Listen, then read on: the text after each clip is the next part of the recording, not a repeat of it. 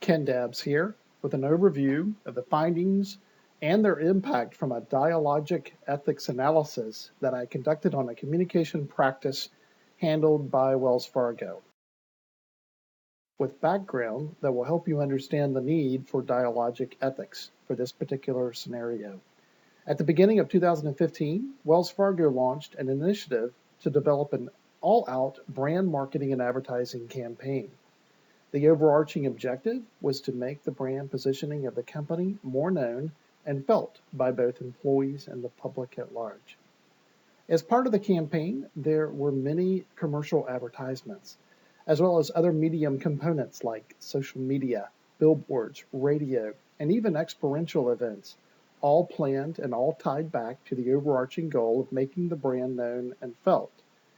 You may 15, the Supreme Court ruled for gay marriage. Long before the ruling, Wells Fargo, as part of its overarching brand campaign, developed a controversial lesbian moms commercial and made plans to launch the advertisement at the company's well-known Wells Fargo Championship Masters golf tournament that was held in May.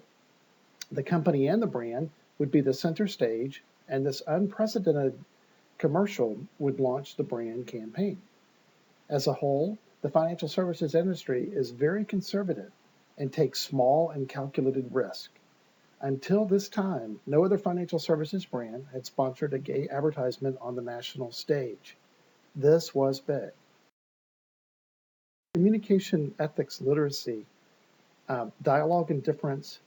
Authors Arnett, Fritz, and Bell describe organization communication ethics as a type of communicative home a given organization invites by its communicative practices. A dwelling place, they say, is a gathering of communicative practices and stories that gives an organization a sense of uniqueness, separating a specific organization within the same industry. Arnett et al. Also describe an organization's dwelling place as its goods that it seeks to promote and protect. Wells Fargo's dwelling place can be described by many intersecting concepts, beginning with its vision. We want to satisfy all of our customers' financial needs and to help them succeed financially. Next, the company's values are a big part of Wells Fargo's goods. Employees hear about the company's values constantly, and they are people as a competitive value, ethics, what's right for the customers, diversity and inclusion, and leadership. Next, and notice how all these blend and align, is our brand promise, which reads the brand purpose to help our customers succeed financially. We believe better is possible for everyone. This is why team members work together every day to help our customers reach their goals. And finally, the company aspires to create a culture of caring for employees, who in turn capture with one another, employee to employee, and as they interact with our customers and the communities we serve in. The culture of caring reads, we want our team members to feel proud of working for our company that truly cares about people, goes the extra mile to do what's right, in good times and bad, and believes that better is possible for everyone.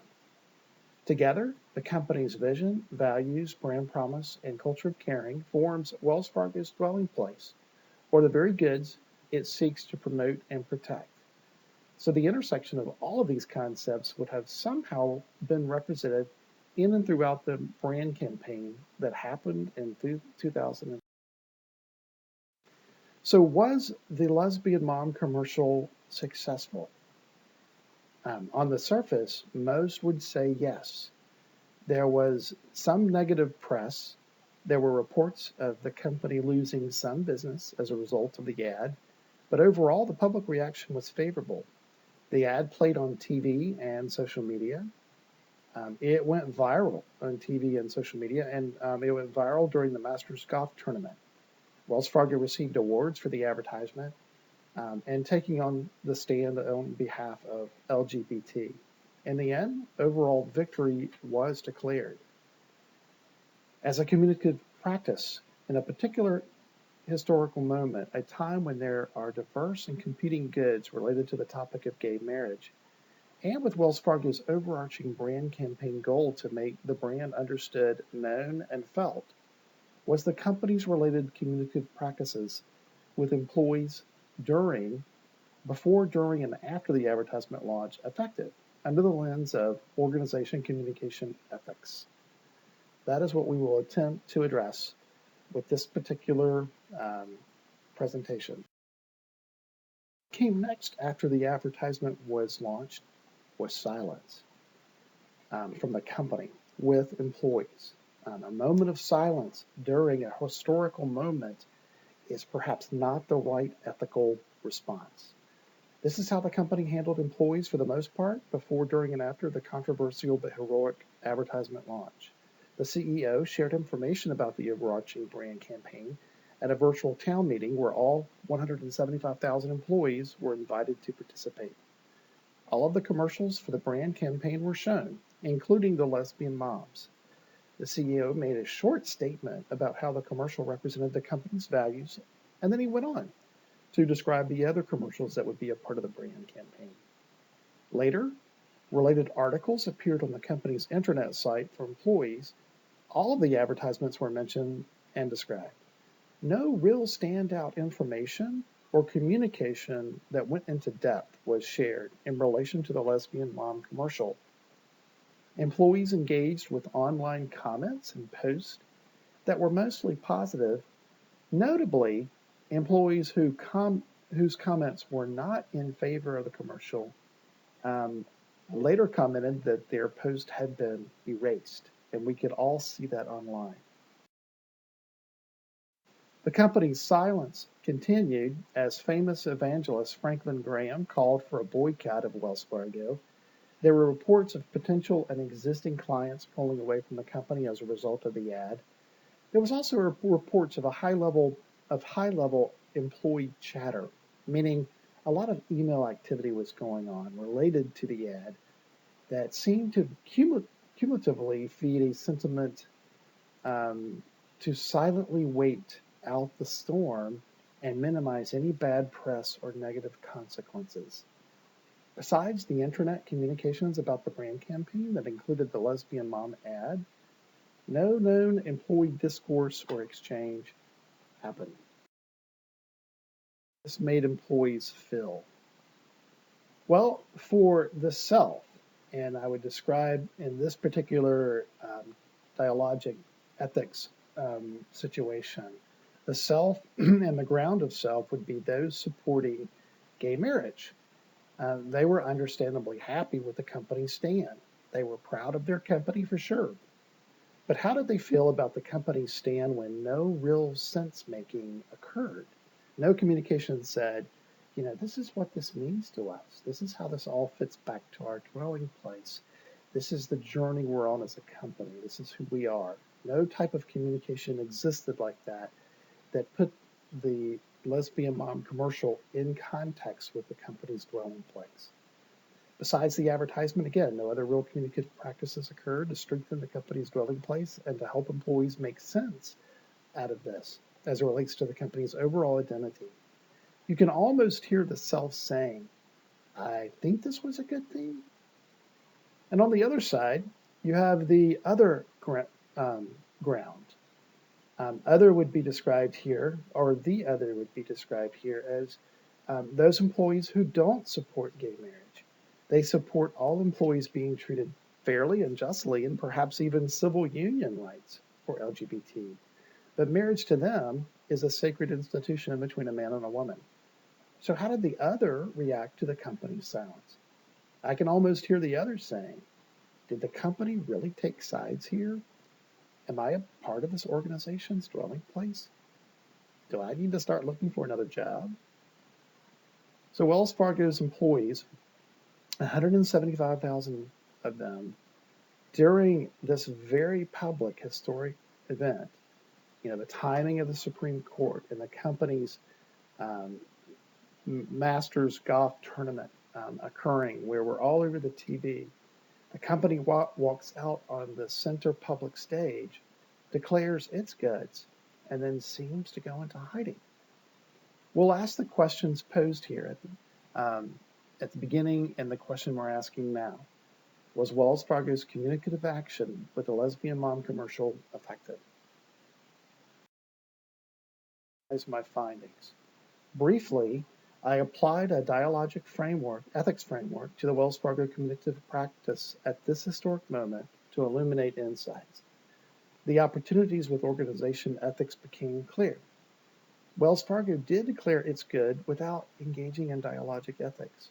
And without dialogic ethics, where the grounds of self, other, and this historical moment would be better understood, without that occurring, any attempt for possible negotiation and to strengthen the company's dwelling place was thwarted. In other words, since making communicative practices were needed so that the organization could shape all employees' views and understanding of their dwelling place as a result of the communicative action in the historical moment of the Supreme Court ruling and the timing of the company's stand in the commercial, that presented an opportunity. Both self and the other could see and aspirationally align with the dwelling place that could have occurred possibly with dialogic ethics. A community of memory could have been applied and upheld to decipher meaning for the lesbian mom ad as it relates to the organization's identity and dwelling place. The company's silence prevented any of these activities from occurring. What would silence really accomplish?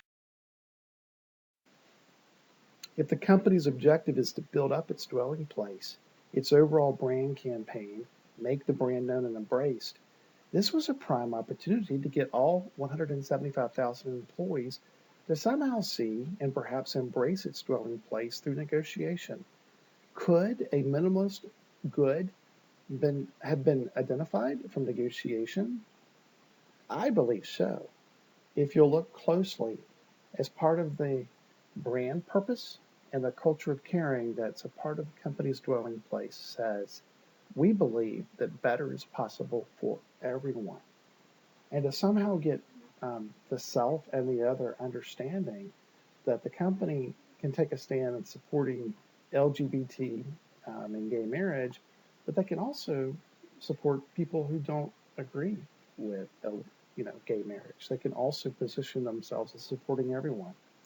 So there was a possible minimalist good that could have been discovered had an ethical, dialogic ethic. So looking at this more closely, I tried to think, what is possible messaging that the company could have used here? And just as an example, as an illustration, the company could have said, we know that this is a highly charged topic. And for Wells Fargo, we support the rights of everyone, including our LGBT employees. We also support those who don't agree with gay marriage. We don't demand agreement, and we value the diverse views of our employees and our customers. We do require togetherness from our employees, and so that we can work together to provide the best support for our customers. We believe that better is possible for everyone. That's what makes Wells Fargo Wells Fargo. And then the corporate signature line together will go far.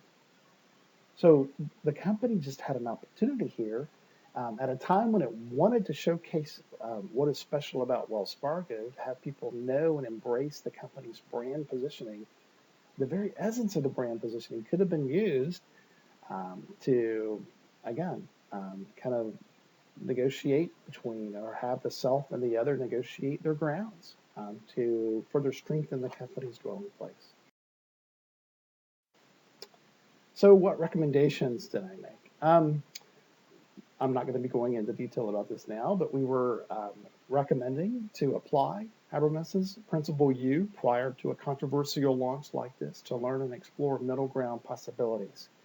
Habermas's Principle U, or universalism, is a methodology for taking diverse views of moral topics and migrating diverse sides towards a commonality or a common view towards a moral standing.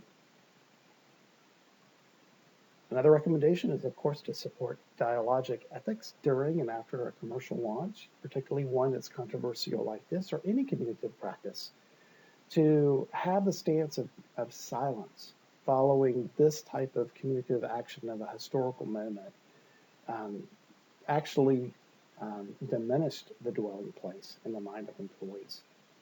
And thirdly, to illuminate principles and insights from dialogic ethics to strengthen its dwelling place and as an effective community memory. So what are the implications? Wells Fargo's handling potentially damaged the hearts or its dwelling place in the hearts and minds of employees who represent the brand. They're asking themselves, both sides, does the company really mean this? I mean, we say that we're committed to diversity and inclusion. We say that better is possible for everyone. That both the self and the other didn't hear anything. The company went silent. There was no sense making. There was no community of memory. There was no interpretation of what this communicative action meant or practice meant as it relates to the overall dwelling place. You think about 175,000 employees. Pew Research conducted a poll in March of 2016 where 43% polled said they were not in favor of gay marriage. If you apply that to Wells Fargo's number, you had a range for anywhere from 0 to 75,000 employees that would have felt, very much left out of the dwelling house or the dwelling place after this communicative action with no sense making, with no dialogic ethics applied. Then you have 47% from the Pew Research that did favor gay marriage, which you applied to Wells Fargo's overall employee count, would say there's a range between 0 and 100,000 who could also possibly not feel a part of the company's dwelling place. Silence didn't help either side. It didn't help them to understand, what does this mean? Who are we? Who are we? How is our dwelling place, again, strengthened as a result of this communicative action at this historical moment? 0 to 175,000 lack any sense making and community of memory that could strengthen Wells Fargo's dwelling place, that could have strengthened Wells Fargo's communicative practices and dwelling place at this particular historic moment. Wells Fargo has a compelling dwelling place. From all accounts, it's a good and attractive financial services brand. It stands for values that attract most people.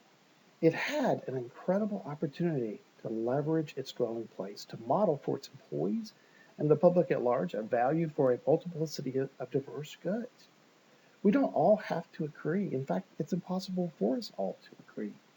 The richness of the company's dwelling place, its belief that better is possible for everyone, could have been spotlighted during and on this public stage to showcase how Wells Fargo's diverse workforce can align around better without agreeing on individual things that separate us. Had this happened, our country could have even used this as perhaps inspiration on how to respond. In the end, organization communication ethics, had they have been understood and applied with this particular historic moment, could have perhaps helped the company exceed its brand positioning objectives with the brand campaign. I certainly appreciate your attentiveness to this communicative practice and certainly invite you to share your thoughts and ideas with me anytime at 0924dabs@gmail.com. Thank you.